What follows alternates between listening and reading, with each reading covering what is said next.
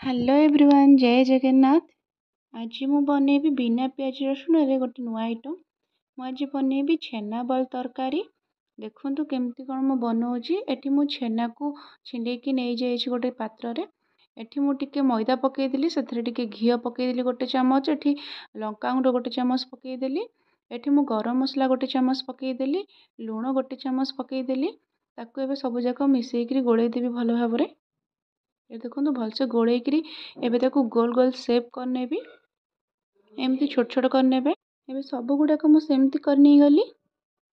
एठी भी मु गोटे कड़ाई रे तेल पकईकरी एबे ताकू भाजी नेबी। आपण मन चाहिले पूरा छाणी देबे अधिक तेल पकई, मु एठी कम तेल रे ताकू भाजुची। देखंतु टिके टिके कलर हेई आसिलानी। एठी छेना बॉल पूरा भलसे हेई गला। मु गोटे जगह रे काढी नै गली। मु मसला बाटिया ପାଇଁ कि अदा, डालचीनी, गुजराती, लवंग, मरीच, कंचा लंका नहीं एबे पेस्ट करनेबी। एठी मु एबे पेस्ट करदेली ताको। एबे मु गोटे कड़ाई रे पुणी थे टिके आलू भाजी नहीं गली। एठी आ गोटे तेल पकईकरी एते तेजपत्र जीरा फुटेदेली। से मु एबे टमाटो पकई भाजी देउची। एबे टिके लुण पकईदेवी टमाटो मेल्ट हवा पई। एते टिके हल्दी पकईदेवी, ताको एबे किछि समय पई कि घोड़ई देवी। एबे मसला मु ऐड करदेली। एथरे बाटिकी रखिथवा मसला एथरे मु ऐड करदेली। सेथरे एबे मु काश्मीरी मिर्ची पकईली।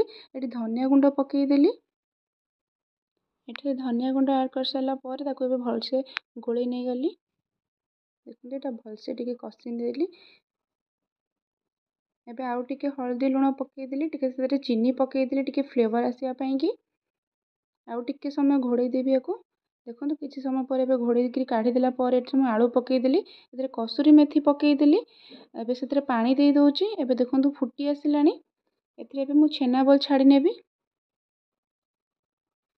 एठी मु लास्ट को छेना बॉल छाड़ुची। आगुरु काढ़ीदेले पकईदेले कौन हम कि छेना बॉल फिटी जीवो। तापर लास्ट को तरकारी हेई आसला बेलू मुझे टिके गोटे चामच घी ऐड करदेली। एबे रेडी हो गला मोर छेना बॉल तरकारी। आपण मैंने भी एमती पूजा पूजी दिन में एमती साधा करी खातु बिना पियाज रसुण रे। बहुत टेस्टी भी होता, बहुत टेस्ट भी लगे बिना पियाज रसुण रे।